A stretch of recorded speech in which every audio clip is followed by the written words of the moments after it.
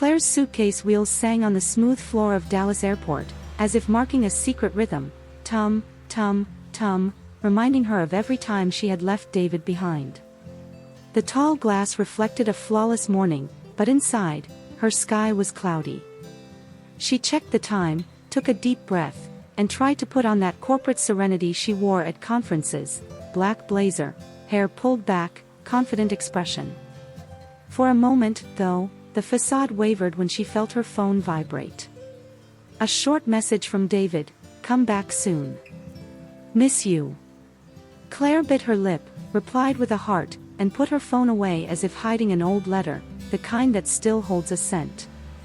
On the plane, the window seat was an invitation to escape. Texas grew small below, a mosaic of roads and rooftops receding as if real life could fit inside a model. That's when she noticed the blue gaze from across the aisle. The woman had a calm presence and a kind of effortless beauty, wavy hair, a subtle dimple when she smiled, the posture of someone who knows how to arrive without asking for space. A flight attendant passed by offering water. Claire thanked her, but it was the stranger's voice that struck her, low and clear, almost musical. "Chicago too?" "Chicago," she answered, and just the city's name seemed to shine brighter coming from that mouth.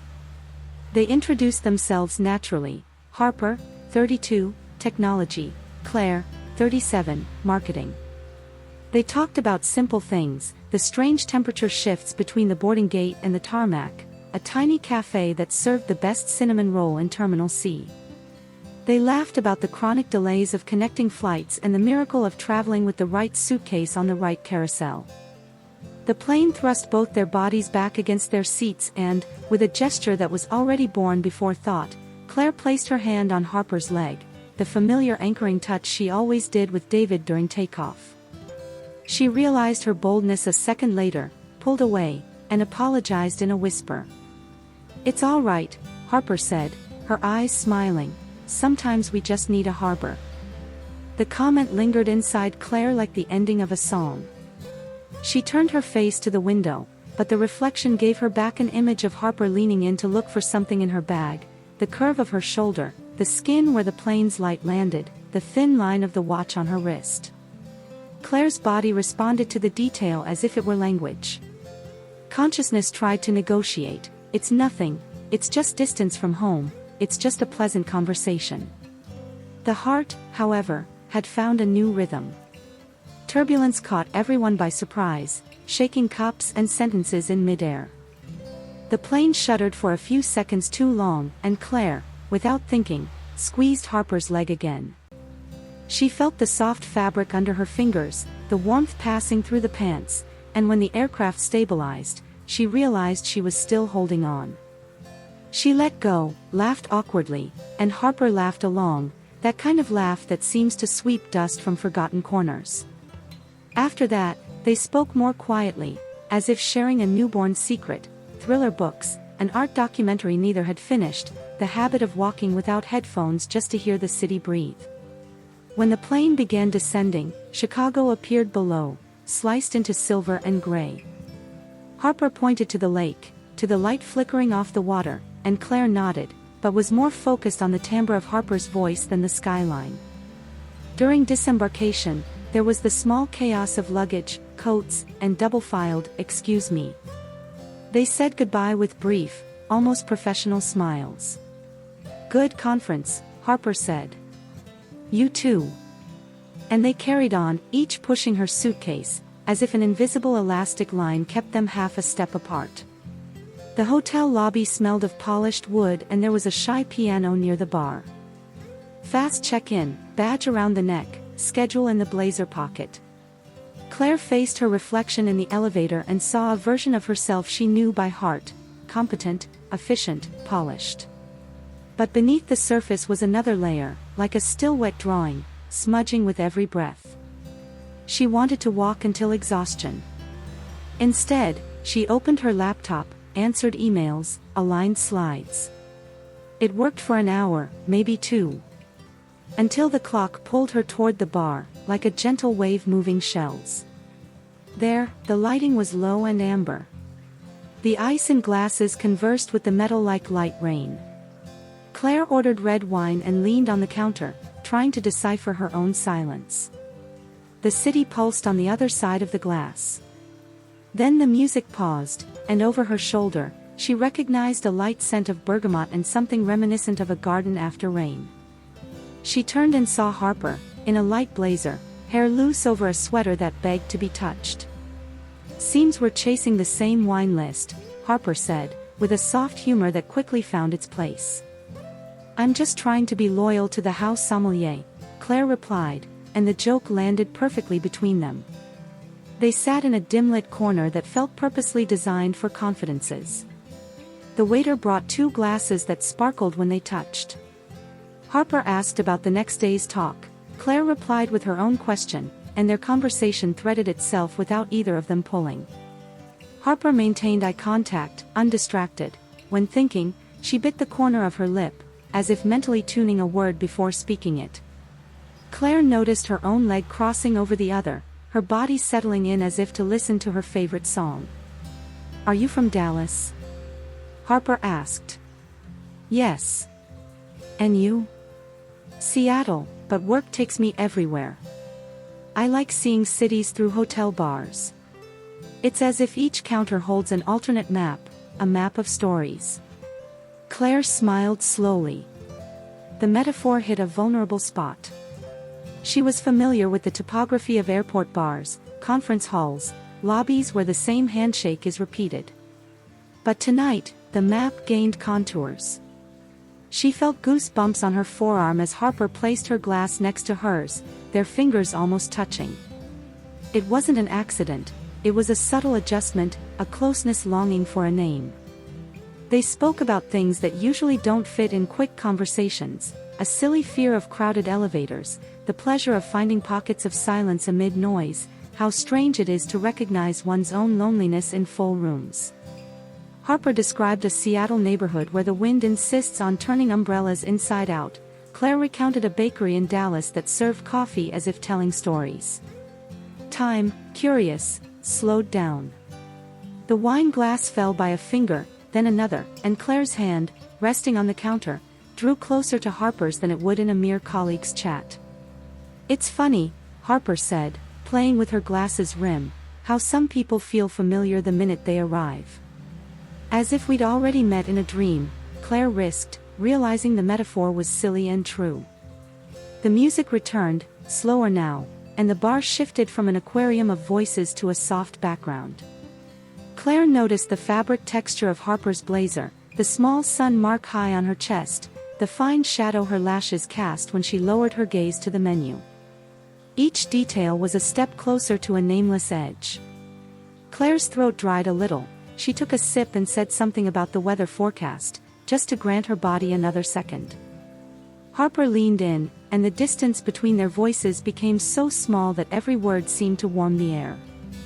Claire felt, clearly, the organized acceleration of her own heart, not panic, but promise. She remembered David the way one recalls a photograph on a shelf, vivid, beloved, but distant from the current music. A pang of guilt, yes, and, beside it, a curiosity that changed names to avoid scaring her. "Tomorrow I'll skip the morning panel and walk by the lake," Harper said, playing with a napkin. "They say the wind here teaches people how to breathe." Claire laughed, and the laugh rang in a key she hadn't heard in herself for a long time. She opened her mouth to say, "Me too," or "I can show you a hidden cafe," but the words got stuck, like a kite that floats a bit longer before falling into someone's hands. The corner of Harper's lips pulled into an almost smile that was both an invitation and a challenge. Claire tucked a strand of hair behind her ear, not realizing that this gesture betrayed secrets. The waiter brought the check, and both exchanged a glance that signaled, wordlessly, it was time to end the night before it grew too big. They stood up carefully, so as not to break the spell. In the hallway leading to the elevators, the carpet opened a silent path. The ceiling lights made tiny, dancing dust particles shimmer. Every cell in Claire's body seemed to be listening. Harper pressed the elevator button, the metallic shine reflecting them both in silver versions. "So," Harper said, leaving the phrase hanging between them. "So," Claire echoed, with a half-smile that, if translated, would mean, I know. The elevator arrived with a sigh. The doors opened and, before they entered, someone called Harper's name from down the corridor. Harper turned away for a moment. Claire noticed her own hand moving just a centimeter, indecisive about whether to touch her forearm or simply hold the air. The voice called again, closer. Harper turned back to Claire, blue, questioning eyes, and, at that instant, the elevator bell sounded, demanding a choice. Claire inhaled, feeling the scent of bergamot climb with her courage, and opened her mouth to say a single word. When the elevator door opened, the night seemed to hold its breath. Harper dealt quickly with the person calling her, a conference colleague who needed a file. Yesterday, Claire watched sideways, trying to tame a newborn jealousy that didn't match the logic of a casual encounter. The elevator closed without the two of them, and in the silence left behind, Harper approached with a smile asking forgiveness and continuation. 5 minutes and I'll be done. Will you wait? She asked, and the question was bigger than the pretext. Claire nodded, as if agreeing to hold on to a comet by the tail. 5 minutes became 10. Harper returned with her hair slightly tousled by the hallway breeze, and a gentle urgency in her eyes. The lake tomorrow morning, remember? I really am going, she said, putting her phone in her pocket. Every part of Claire's body replied, I'll go too, but her mouth chose the safer path. What cafe do you like before a walk? Harper laughed, tilting her head. Whichever one has a table by the window. I like watching the city wake up. Then I'll show you a place. 7:30. 7:30. The pact was sealed without a touch, but with the clarity of an invisible handshake. In her room, Claire dropped her bag onto the armchair and finally sighed. The city filtered lights through the gap in the curtain, and the air conditioner droned steadily, as if someone were stroking the nape of her neck. She took off her shoes, stretched her ankle, and her mind, usually occupied with spreadsheets and deadlines, went straight to details that shouldn't have mattered, the dimple in Harper's laugh, the precision with which she paused to listen, how her scent changed intensity when she leaned in. Her phone vibrated. David. Did you arrive safe? Claire typed, I did, love, and gazed at the word love as if looking at an old photograph, beautiful, real, but crossed by a shadow she couldn't name. She slept fitfully, in dreams that felt like trailers, flashes of hallways, amber light in the bar, the elevator closing at the precise moment. By 6:40, she was already awake, her heart keeping time with a hope that didn't fit someone traveling for work. In the shower, she let hot water hit her neck like a tuning piano, and chose clothes she would have called neutral on any other morning, sneakers, light pants, a gray sweatshirt. But, as she pulled up the zipper, she realized there was too much care in the gesture, as if the fabric was speaking to her skin, and the skin replied, I'm awake. The chosen cafe was a glass and lightwood refuge, with plant shelves and the discreet sound of the espresso machine. Harper was already at a table by the window, just as she'd said, hair tied in a casual bun, a sweatshirt drawing just enough attention to her collarbone. When she saw Claire, she smiled that smile of someone who's happy for no reason. Good morning. Did you bring courage to face the wind? Claire pointed outside, where tree branches were choreographing. The wind here has personality. And good ears, Harper joked, gently tapping the edge of her cup, as if keeping a beat. The conversation began with coffee, the barista moves like a poet, and slid into morning habits. Harper said she needs to walk for her mind to open doors. Claire confessed that sometimes she feels invisible at home, even when she's present. Invisible how? Harper asked, her voice lower, gentle with care. As if I'm the silent part of the equation. The one who solves, who organizes, who says, it's okay. Is it? The question lingered between them. Claire shrugged, smiled softly. Sometimes. Other times, I just say it. They left. The city breathed that fine cold that makes your fingers pay attention. The lake ahead was a pause of metal, and gulls dashed across the air like commas. They walked side by side, shoulders at a calculated distance from the other's arm, almost a ballet. "Do you listen to the city?" Claire asked, and Harper answered, yes, with a full list: wind rustling through trees, someone's hurried footsteps, the carefree laugh of a passing couple, a cup lightly striking a saucer. "There's a time," said Harper, "when everything seems to play the same song. I like reaching that part." Claire thought they were already in that music, and for a moment, her heart sped up as if recognizing the refrain. They returned along a stone path, discussed art murals, recommended podcasts. With every pause, the conversation didn't die, it just shifted positions, like a cat finding sunlight in the window. When the wind picked up, Harper adjusted her sleeve. Claire instinctively reached out to fix a loose thread that didn't exist. She stopped a centimeter from the skin, too aware of her gesture, and pulled back with a "sorry" that felt like a smile. "No need," Harper said casually, "sometimes we fix what isn't out of place just a touch." The simple sentence entered Claire like warmth. At 9, both schedules called them back. On the hotel steps, they lingered a second longer than necessary, as if their bodies insisted on memorizing the scene. "Panel at 10, Harper said, making a conspiratorial face. "I'll be there," Claire replied, "and I'll try to look professional."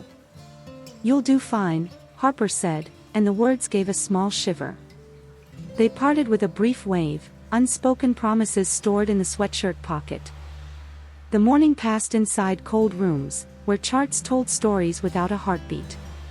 Claire took notes, but her pen seemed to sketch, between topics, tiny details from another narrative: Harper's hairline, the movement of her neck when suppressing laughter, the precision of her questions to presenters. During a break, they met near the water table. "Stay hydrated," Harper said, handing Claire a cup with theatrical seriousness both saw as a game. "Obedient," Claire replied, taking the glass and noticing Harper's fingertip brush hers for less than a second. Enough time. After lunch, there was a group activity. Harper and Claire ended up on the same team almost by chance. They worked together like people who'd danced before, not stepping on each other's toes, making space, supporting each other's ideas without tearing down what was already built. The facilitator praised their synergy. Harper glanced sideways, as if hearing an inside truth echoed aloud. Claire felt a surprising urge to laugh and hug and say, "I know." She kept her formal poise. Her heart did not. Mid-afternoon, her phone vibrated. "How are you, David?" Claire replied, "Fine." Many talks, and the conversation ended there, the weight of the unsaid filling her screen. She put her phone away and looked back at Harper, who was pointing something out on a slide with a laser. Claire followed the red line, thinking how, sometimes, desire is exactly this, a line of light pointing a direction and asking if you will go. When the last session ended, the hotel lit up for twilight. The bar returned to its amber glow, wood regained its scent, and people dissolved their badges into jackets. Harper appeared in the lobby in a simple dark dress that seemed to have been tailored by memory. "Is there life after 15 hours of conference?" she asked. "There is, and I know a shortcut," Claire said, surprised at her own sudden courage. The shortcut was the hotel bar, and the two settled in their half-lit corner, as if the previous night had reserved the spot. 2 glasses. Brass music that opened space between them. The rest of the world dimmed a few decibels. "Today was intense," Harper said, swirling her glass as if watching the future reflected in wine. "But sometimes it's the intense things that tune us," Claire replied, realizing she meant much more than spreadsheets. Harper looked up, and for a second, their attention felt like a force field. Harper's hand rested on the back of the couch near Claire's shoulder. The fabric of the dress brushed against Claire's elbow. The air between them grew warmer, as if the whole bar decided to draw the tables closer. "You seem," Harper began, and paused, choosing words as one would taste test seasonings. Like someone who rarely listens to herself but feels a lot. And you, Claire ventured, with a smile, seem like someone who hears what I don't say. The music changed, the piano drew closer to the skin. Claire felt her breath grow heavy, not from lack of air, but from an excess of life. In the dress pocket, her phone vibrated. She didn't check. Harper noticed and didn't ask. The silence between them was good. The kind that warms. The kind that pulls out the chair for the next move. Tomorrow, Harper said, as if choosing a microscale in time, I'm going to steal you for a coffee after the last panel. Steal sounds fair, Claire answered without hiding her excitement. The hours moved quietly, careful not to wake the house. They spoke of unfinished books, movies that linger physically, places they'd like to return to. Claire told of a New Mexico beach where the wind sounds like family conversation. Harper told of a lighthouse in Washington whose light cuts through fog like a love letter. At some point, their hands drifted close enough that their warmth recognized each other, even if skin didn't meet. 1 centimeter closer, and it would be touch. 1 farther, and it would be distance. They chose to remain right there, where promise breathes. When the night decided its story was finished, they stood up slowly. The corridor to the elevator had the same silent carpet, the light making dust dance. Claire pressed the button, felt a wave of gentle courage at her fingertips, and turned to Harper with the simplicity that comes before something irreversible. If I say that tonight she began. The elevator doors slid open, a couple came out laughing, and her sentence hung in the air, shining like newly washed glass. Harper took a step closer, and the bergamot scent met the sweatshirt fabric that was no longer there. Claire breathed in, her words ready, the world quiet. Then her phone, in her dress pocket, vibrated again. Insistent, with a name she didn't have to see. She and Harper exchanged a glance, question and answer, promise and wait.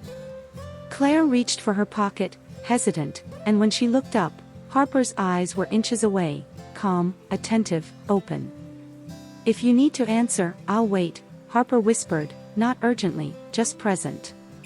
Claire nodded slowly, heart beating in a rhythm that wished for up later. She put her phone to her ear, her voice choosing words as if walking barefoot in the dark. The elevator chimed, doors opening, and outside the city seemed to lean in to hear the rest. The hallway held its breath with them. Claire answered the call with the steady hand she'd learned to use in hard meetings.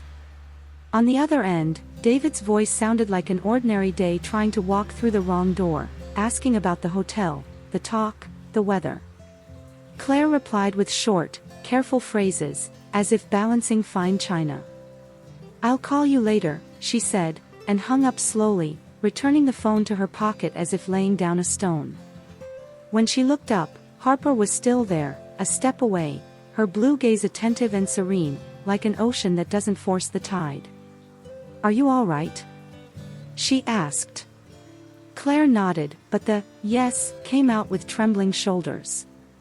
Tell me where to breathe, she asked, with a smile seeking help without seeming fragile. Here, Harper replied, pointing to her own height, the center of her chest. The elevator doors closed with both of them inside, and the metal box reflected them imperfectly, as if the world were trying out alternative versions. They went down a floor in silence, hearing only the soft motor and the sound of the city settling in at day's end. When the doors opened into the lobby, a noisy group entered. Harper gestured later, so they exited into the hall, where evening light started goldening the stone walls.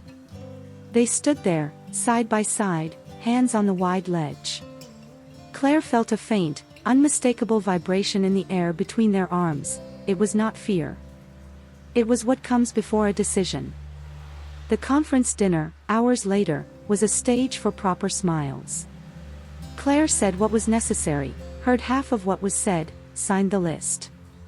Harper moved naturally, greeting colleagues, jotting down vague promises, but now and then, their eyes met above heads and silverware, and in that look there was an entire conversation, quiet and incendiary. The band played louder, the room grew warmer. Claire slipped off her blazer, Harper tugged her dress sleeve, and the blades of light above always drew their eyes back to each other's shoulders. "Are you okay?" Harper asked, when they finally found a quiet spot near the glass doors. Claire searched for the word and found a smile, attentive. "Attentive is a beautiful word," Harper said, and the word gained flesh. They walked out. The Chicago air smelled of promised rain. In the hotel garden, hanging lights traced a private sky, empty tables held the remains of conversations, and two couples still laughed softly at the back. The two walked to the edge, where a shallow lawn began. Harper stopped. Claire stopped. The distance between them seemed exact, but the body wanted more. "If we give this a name now, it might scare us," Harper said, almost whispering. "What if we just listen?" Claire replied, letting her last word fall slowly. Harper took a step. Claire's heart stumbled and realigned. The first touch wasn't lips, it was the wrist. Harper's fingers found Claire's pulse and rested there, measuring time not kept by any clock. Skin recognized skin, and the rest of her body lit up like a city at dusk. Claire raised her free hand and traced the line of Harper's jaw, a map gesture. "You are here." The answer came in the tilt of Harper's head, in the brief closing of her eyes, in the warm breath that slowly brought their lips together.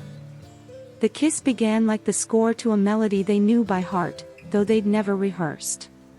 First, recognition, a soft meeting, a silent, "Is it you?" Then, certainty, a deepening that asked permission and was welcomed. Claire tasted wine and wind, tilting her body with an old familiarity, as if this had always been the path every day was pointing at without words. Harper's hand, once measuring her pulse, slid up her arm to her shoulder, and the warmth.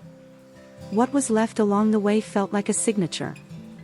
When they moved just a centimeter apart, they breathed in the same rhythm, and the silence said, yes, louder than any words. "If we stay here," Harper murmured, her voice hoarse, "I'll forget my name." "I'll remind you," Claire replied, and it was the sweetest courage she had ever tasted.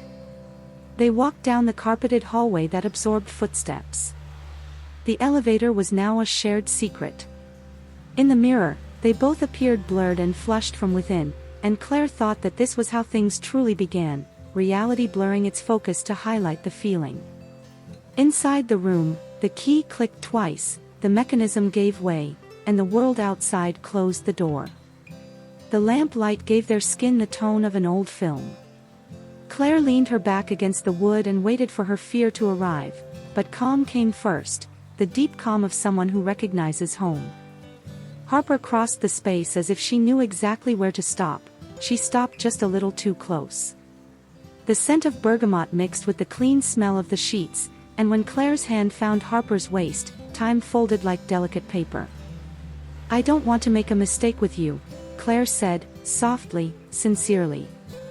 "Then let's go slowly," Harper answered, and it was like a hand placed on the steering wheel. The kiss now had a different temperature. The body quickly learned the path to the other, the place where breath becomes language, the point on the nape that responds like a chord, the curve of the shoulder that begs for one to stay. Claire felt Harper's fingers sliding down her ribs, and every centimeter was an invitation. The fabric between hands and skin seemed too thin for all the world they wanted to cross, but they chose to lose track of the exact time, tracing boundaries gently, like someone outlining a map before crossing it. The couch received them both for a moment that lasted just long enough for nervous laughter to be born and die there, breaking the tension with affection. Harper tucked a strand of Claire's hair behind her ear and kept looking at her up close, with a tenderness that made the ground disappear.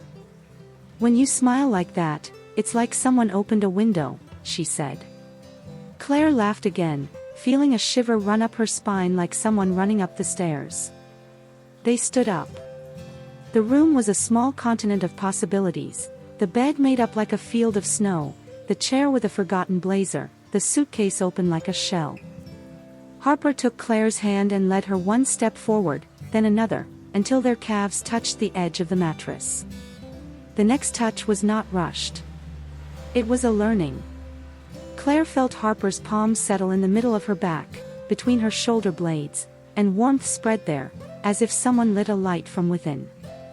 "Here," Harper said, without explaining, and Claire understood. This was the center, the balancing point, the place to stay. Their clothes obeyed their own logic, that of small clicks and zippers sliding down slowly, fabrics parting like gentle waves. No rush, no show, just the light murmur of finding the right temperature. Claire noticed how her own skin reacted to the change in air, each pore opening like a window. Harper, attentive, followed the movement with her fingertips, and the path was music. The kiss deepened, and the room was now just a frame for the main painting, two women recognizing each other beyond names. "Tell me if you're all right," Harper asked, and Claire said, "I am," with her voice, her hand, and her body, moving half a step. They lay down in diagonals that fit together like an old trick. The sheet's fabric, cold at first, warmed quickly. Claire traced Harper's lines with the delicacy of someone reading a letter. Each curve was a sentence, each sigh a response that needed no verb. Harper gave the same in return, finding places where the skin said, "Stay." There were laughs before seriousness, good silences, and minimal words, those that are almost inaudible and still remain lit inside. When they crossed the line that had once only been imagination, nothing felt forbidden, only inevitable. Claire closed her eyes, and the world developed like a photograph in a darkroom. Time thickened, measured in breaths. Pleasure came like a slow fire, starting in small places, spreading along paths they discovered together, and no gesture was greater than the clear, constant, luminous consent.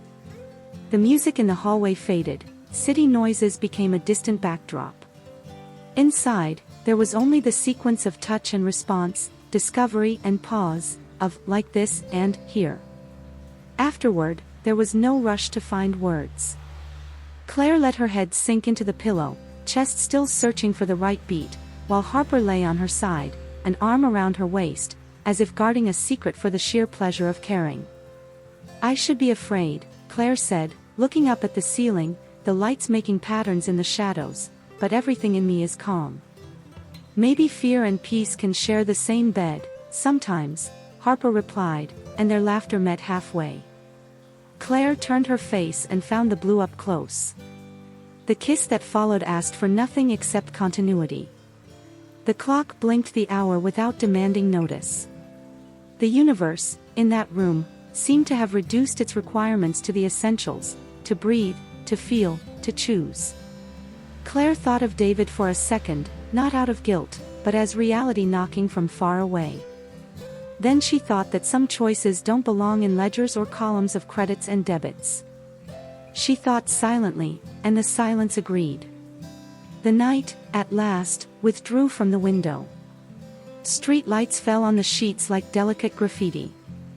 Harper traced a path on Claire's skin with her fingertip, ending at the curve of her shoulder, where she left her lips for a long moment. "We'll have to go back to the world," she said, without sadness. "Yes," Claire agreed, "but the world will have to deal with it." They were quiet again, listening to the air. When their breathing matched, Claire realized that the question that had traveled with her since takeoff, "Where do I breathe?" now had an answer with both a name and a temperature. And as she closed her eyes, a light, almost reckless certainty settled in. Something bigger than fear had begun. The phone bell vibrated on the nightstand, insistent, reminding them, with the impersonal touch of machines, that life doesn't cancel its commitments because of desire. Claire reached for it, hesitated for a second, and the name she expected appeared on the screen. She and Harper exchanged a look, half courage, half care, and Claire answered before the ringing could draw the world's attention. The voice on the other end said, "Hi," as if knocking on the door early in the morning. Claire inhaled. The answer was born on her lips and stayed there, poised for the leap. The voice on the other end was the everyday routine demanding explanations. Claire answered, her body still in the room, warm skin beneath cold sheets, breath recently retrained to a different pace, and replied to David with short, ordered phrases, like someone closing browser tabs to make the screen look clean. "I got back late from the conference dinner," she said. "Tomorrow I have an early panel." He wanted details, which she provided without color. Neither lied. Even so, the unspoken hung heavy on the line. Hanging up, the silence returned to the room like a cautious animal, and Harper received it with a care that did not require proof. "If you want, we can go back to the world now," she whispered. Claire looked at the ceiling, then at Harper, and there was no decree. There was only the slow movement of two hands meeting in the middle of the sheet, like someone holding a bridge. The morning began again with the smell of coffee in the hallway and hurried footsteps stamping the hours on doors. Claire and Harper spoke little, their language having shifted to the smallest actions: a glass of water offered before a word, the adjustment of a collar, the mental note of "later" written on their skin. The conference carried on as if nothing had happened, but for them, everything had already become something else. In the audience, Claire watched Harper ask questions, and in the way she lifted her chin there was a new spark. When they passed in the lobby, just a nounless "hi" was enough. Sometimes, the grammar of courage needs only 2 letters. Before leaving, the hotel bar repeated itself in a new scene. The same half-lit table, glasses like amber bells, a piano at their backs creating an emotional background that no one had ordered. "Are you going straight to the airport?" Harper asked, swirling her wine as if searching for north. "I have a taxi in an hour," Claire answered, "and a standing Wednesday presentation that waits for me like an impatient clock." "So this is when we make an unrealistic plan." Harper smiled. "Like, I'll meet you in another city just to see you smile." Claire risked, braver than she felt. "Like that." And the promise was stitched with short, sturdy threads, so it wouldn't break at the first bend. At the airport, the strategy was to unlearn goodbyes. "See you soon," Harper said. "See you soon," Claire repeated, refusing the theatrics of farewell. The plane climbed with its usual haste, but below, Claire's life seemed to have changed the alignment of its streets. In Dallas, the front door greeted her like a photograph out of focus. Everything was intact, but nothing was the same. David embraced her with familiarity, smelled her hair, asked about the weather and the event's organization. Claire answered as someone who knows exactly where to put every utensil.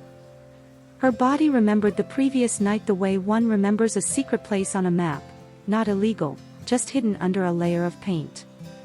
In the days that followed, routine did its usual job. The planner woke up early, traffic took its toll, the kitchen returned the noise of dishes, but there was an underwater current brushing Claire's heel with every step. At work, her words were direct. Inwardly, a parallel city flickered its own lights, messages between meetings, a photo of the Seattle sky from Harper with a "thought of you," an unhurried 30-second audio filled with laughter and a "take care," said with warmth. At night, the cell phone became a lighthouse on the bedside table. David, beside her, scrolled his feed, commented on a video, asked about Saturday's menu. Claire replied, smiled, tried to be right, and realized that correctness is sometimes just a beautiful way of saying, "I'm quietly coming undone." They tried a dinner out to reset the house's clocks. The restaurant was dimly lit and the waiter reminded them of old orders. David talked about a new project, praised the pasta, touched Claire's hand as if returning to rituals. She squeezed back, mindful of warmth and memory. There was affection, history, fulfilled promises. There was also a new detour she couldn't put on the menu. "You seem distant lately," he remarked, cautious not to spoil dessert. "It's just work," Claire said, and an entire slice of reality stood apart from the phrase, breathing on its own in the corner. In the bedroom, late at night, her phone lit up with Harper's name. "I arrived safely. The wind started a conversation with me here. I missed you." Claire wanted to respond with metaphors and photos and the precision of someone desperate to chart the topography of desire. She decided to reduce the message to something brief, as if the smaller the words, the less noise they would make in the world. Guilt existed, but it had no shape, it was more like an echo. Her body, however, was learning a new song and already whistled it before she even noticed. Her conversations with Harper began to develop the depth of those who share not only news, but internal maps. When you smile from the side, it's like you're running from something you invented yourself, Harper said during a video call, her face half lit by a lamp. Claire laughed, a laugh fitting her kind of tiredness. I run from the obvious. It's a useless talent. Maybe it's survival, Harper retorted. The screen became a window where Seattle's night and Dallas's night touched. If we were really honest, what would you say now? Harper asked. That I wish I could see you tomorrow, Claire replied, her courage trembling only in her fingers. They met halfway, improbably, in Austin, 2 weekends later, under the excuses of visiting a friend and needing to see a client. The hotel was simple and bright, the room smelled of fresh linen. They walked in the late afternoon, tasted street tacos, laughed at a musician who played off-key on purpose to sell CDs, and, in the room, picked the thread of their story up right where it had been left. There was no longer the urgency of first maps, instead, there was a deliberate calm, the kind you want to remember later. Claire saw how her hand found Harper's neck without searching, how laughter made Harper's collarbones light up, how easy it was to change the tone of a conversation by simply pressing their foreheads together. Going home felt like coming out of the sea, feeling the salt dry on your skin. Everything looked the same, but the texture had changed. David noticed. He did not exist in captivity of naivety, but in a place where trust had always been home. On Monday, he asked bluntly, "Are you all right?" And the question was less an accusation, more of a plea for direction. "I'm fine," Claire said, and it wasn't a lie, but it wasn't wholly true either. The conference stirred something in me. What, exactly? What's easy, Claire replied, and it was all she could say without breaking down the walls. Tension settled into the routine. Small things took on new gravity, Claire turning her phone face down, showers that lasted a little longer, eyes caught on the window at dusk, as though awaiting an airplane to mark the sky. David brought flowers on a Tuesday, hydrangeas, because they were her favorite, and the gesture opened a painful rift between past and present.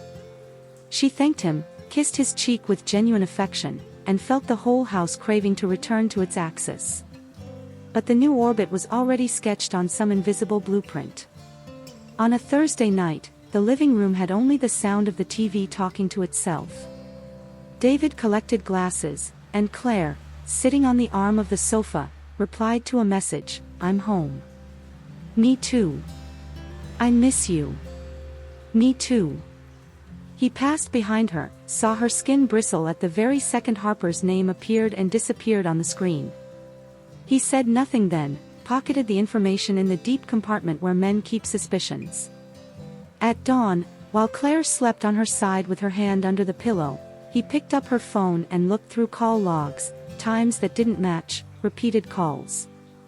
His heart clenched, not just out of jealousy, it was the sensation of losing something he might never have truly had. The next morning, coffee on the table, courage warmed in the microwave. "We need to talk," David said, and Claire felt the words ring a bell inside her chest. "About what?" "About us. About this, nothing, you're not saying." He put on the table what everyone could see from the hallway, the empty space between two mugs. "I found calls. Messages. Her name."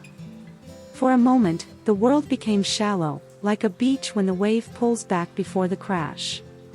Claire breathed, and the words she'd been rehearsing for days presented themselves like tired soldiers. "It happened at the conference," she said, looking at the wood of the table, as if reading an intimate map, and afterwards, it continued. "With who?" The question came without any adjective. "With a woman. With Harper." The silence that followed was not the kind where someone storms off slamming the door. It was the silence of a man trying to rearrange his internal parts without a manual. David placed his hands on the table and, when he looked up, Claire saw a difficult mix: pain, anger, disbelief, something dancing between fascination and wound. A woman, he repeated, as if the word needed a body to fit into. I don't know what to do with this. Neither do I, Claire said, and her honesty was so clean that for a second they were their usual selves again.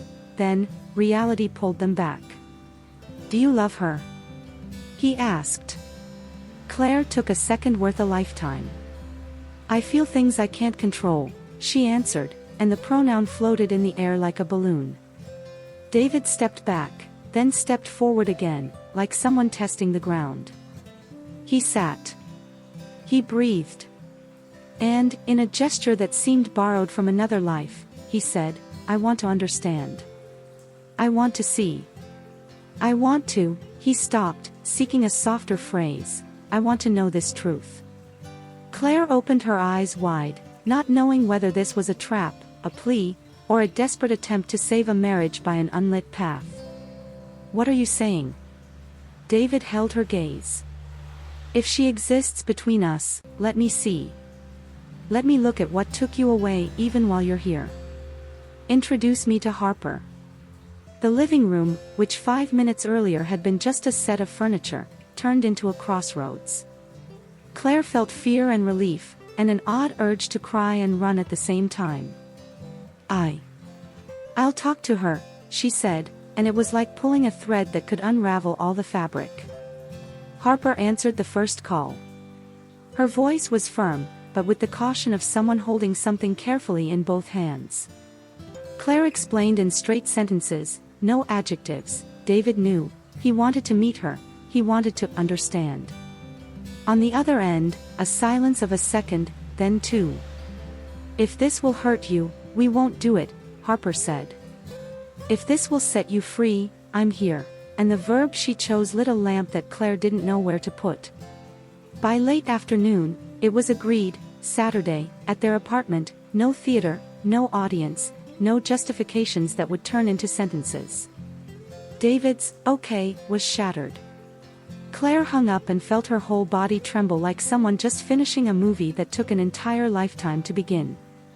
That night, she slept late. When she managed to, she dreamed of an elevator opening and closing, over and over, and herself in the hallway, suitcase in hand, not knowing on which floor she needed to get off.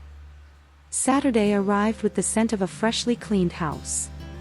Claire arranged flowers on the table, hydrangeas again, out of habit or a secret apology. David wiped down the counter twice, as if the shine could solve the rest. When the doorbell rang, there was no surprise. It felt as though all three had been in that scene for weeks. Harper entered with the serenity of someone who knows how to behave in storms. They greeted each other with a hi that had weight. There was water, then wine, then a silence that was not intimidated by chairs. Thank you for coming, said David. I need to understand what I cannot name. Harper held his gaze without activism or apology. Just presence. I came because she's worth this conversation, she replied. Claire, between the two of them, felt the room was too small for so much truth.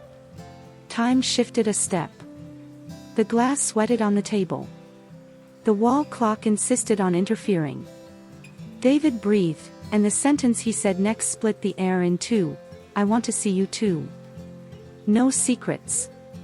I want to look straight at what took you from me, and when he said, you, it was as if he was calling the name of a home. Claire closed her eyes for a brief moment, like someone hearing her own heart open a door she had never crossed. Harper looked at her, seeking consent with a lifted eyebrow that wasn't just asking her, but asking the future. Claire nodded gently, not because she knew what would come, but because sometimes the only way to leave a labyrinth is to walk. The room seemed to hold its breath, waiting for the next gesture, the one that opens the next room. The room seemed to breathe with them. The lamp's light traced soft edges on the furniture, the wine left oval shadows on the table, and there was an almost audible vibration among three people trying to make sense of what they were, and what they were no longer. Harper held Claire's gaze first, then David's, like someone with one foot on a boat and another on the pier. Only if you both are all right with this, she said, her voice low as a hand over a lake. Claire nodded, Feeling fear and courage occupy the same space in her chest, David took a slow breath, not in defeat, but with careful openness, as if agreeing to look at the light without blinking. There was a step from Harper, a step from Claire, and the world reduced its duties to what fit in that room: consent, care, truth. The first touch was almost nothing, and that is why it meant everything. Claire leaned her forehead against Harper's, a simple gesture, as intimate as a prayer, and in that gesture was a choice that could not fit in words. Their breathing matched, skin recognized skin as though coming home after a long winter, and when their lips met, there was no rush or show, just the delicate confirmation of a path that had been silently followed. Harper guided gently, asking for permission at every pause, and Claire replied with the sweetness of someone learning the missing notes to their own song.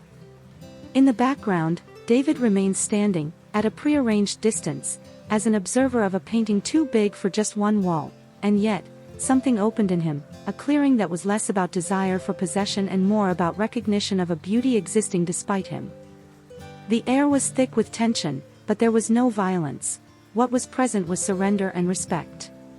When Harper's hands ran over Claire's shoulders, adjusting her blouse like tuning a string, David felt something ignite within him, an unsettling mixture, euphoria laced with a dark touch of joy, the impulse to reach out and the wisdom to stay still.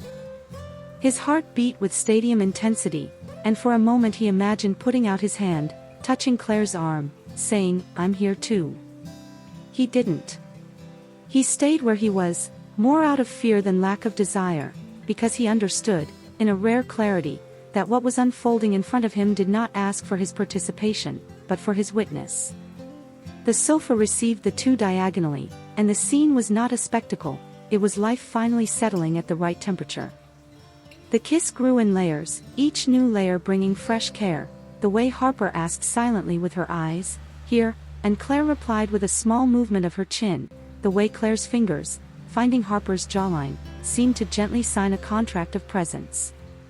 David breathed deeply, and that breath was less about jealousy than a vertex. He was at the triangle's peak of his own story, seeing a side he had never dared imagine. And then the least expected thing happened. In the middle of the wave of heat running up his spine, at the exact point where old pride might scream, "Enough," came a good silence, a humility related, somehow, to love. Not love as possession, but love as understanding. He saw with sharp clarity that brightness in Claire's eyes, the calm in how Harper touched her, was not his failure, but truth for the two women. And truth, he realized in that instant, is not born to be yours or mine. It is born simply to be. When the intensity gave way to a pause, Claire rested her forehead on Harper's shoulder and closed her eyes, as if sealing a letter and writing the address. That's when the twist entered, not as trumpet, but as resolved sentence. David stepped forward, not intruding, and spoke with a firmness that even surprised the air. "I thought that watching would hurt so much I'd want to break things," he said, not raising his voice. It did hurt. But it hurt in another way. I understood that what was missing between us wasn't effort, wasn't care, wasn't history. What was missing was this language. And I do not speak it, Claire. She does. He looked at Harper with no challenge, only respect. And you listen on the same frequency. Claire felt the words settle over her like gentle rain after a heavy afternoon. She lifted her face, her eyes wet not from shame, but from relief. Harper squeezed her hand in a way that was both wall and garden. David continued, his courage shifting the scene beautifully. "I am not going to beg you to return to a place where you breathe less. I loved you my way, and it was a lot. But I love you enough not to keep you here for fear of my own emptiness." He breathed and, as if offering something precious without wrapping, added, "I'm going to leave tonight. You stay. This house has always been more yours than mine. And," turning to Harper, "take care of each other as you are now. You showed me a love I didn't know how to name. That doesn't defeat me. It reorganizes me." There was a thick, but not heavy, silence. Claire wanted to say 1,000 things. "Thank you, forgive me, stay a bit longer, let's try to figure it out elsewhere." and for a second almost clung to every thread of memory the room stored. But the truth was exactly the size of that night. It wasn't a sentence against the past, it was its liberation. She walked up to David, hugged him simply, with the full gratitude of someone who knows a chapter was well lived, even if it ended. "Thank you for seeing," she said. "Seeing changes everything." David took a jacket, a backpack, and paused at the door with a final gesture to mark the new map. "I'm starting therapy on Monday," he said, with a half-smile fitting for a room full of courage. "And," he looked at Harper, "thank you for not making this a battleground." He opened the door, and before leaving, left a final phrase that truly was the key to a happy ending. "If one day you need someone to remind you that love is a daily choice, call me. I'll be rooting for you both, not because you're what was left, but because you are what is." The house breathed differently. Harper turned to Claire and, for a long instant, said nothing. The two were drenched in a rare kind of peace, the one that only comes when honesty has done its thorough cleaning. Claire walked out onto the balcony, opened the window, let the night air rush in. Dallas had that big city brightness on a clear night, and down below a neighbor played a guitar song so old it felt friendly. Harper leaned in the doorframe, watching the woman in front of her as one watches a sunrise that can't be photographed without losing half of its wonder. "Do we stay?" she asked, without imposing. "We stay," Claire answered, and the verb felt like a pulled-out chair at a set table. In the following days, there was what always comes after real decisions: paperwork, tough conversations with family, small folds in routine unfolding gently. There were, too, sweet gestures the world doesn't applaud because it never sees them: the note, back in 20, buying flowers, left on the fridge, the message, "Sleep next to me tonight," sent from the sofa, the laughter when a recipe went wrong and burned the bottom of the pot. Harper took some time to arrange her life in Seattle, and Claire didn't confuse this gap with distance. She understood that adult love is also logistics, also calendar, also learning to be two without ceasing to be one. And David, in his new apartment, started inhabiting his own company with respect, filling the spaces with friends, therapy, cycling sessions, and looking back not with anger, but only care. The real twist came months later, on a late afternoon in a lakeside park. Harper arrived with a backpack and a smile. Claire was already waiting with the same gray sweatshirt from their first walk. They sat on the bench where the wind teaches people to breathe, and Harper took a small compass pendant from her pocket. "It's not a ring," she joked, "just a reminder for when the wind shifts, we know the way back." Claire smiled with both her eyes and mouth, holding the cold metal as though holding a map. Around them, people walked without glancing aside, and when the two joined hands, nothing happened, which is why everything happened. There was no audience, no applause, no explanation. There was the ordinary, powerful gesture of two women choosing each other in daylight. And there was the happy ending that mattered, not the fairy tale that promises eternal quiet, but the luminous realism that says, "We choose each other, again and again, with the door open and our hearts whole." When they returned home, David sent a short message, a photo of his bicycle leaned against the sunset of the trail, and a "I'm all right." Claire replied with another photo, two hands joined on a cafe table, the compass glinting quietly. "We are two." Life didn't divide into good and bad, it reorganized into honesties. And if anyone asked any of the three what they learned, perhaps they'd all answer the same thing in their own way: that true love isn't what imposes itself, it's what permits breath. That courage is not the absence of fear, but the choice to act even with it present. That happy endings, when they exist, fit best when no one has to disappear for the other to blossom. Thank you for listening this far. If this story touched you in any way, if it made your chest breathe deeper, reminded you of someone, gave you courage for an honest conversation, subscribe to Secret Garden Stories, leave a comment telling how you felt, and share with someone who needs a hug in narrative form. We'll see each other in the next chapter. Until then, take care of your heart as if it were a garden.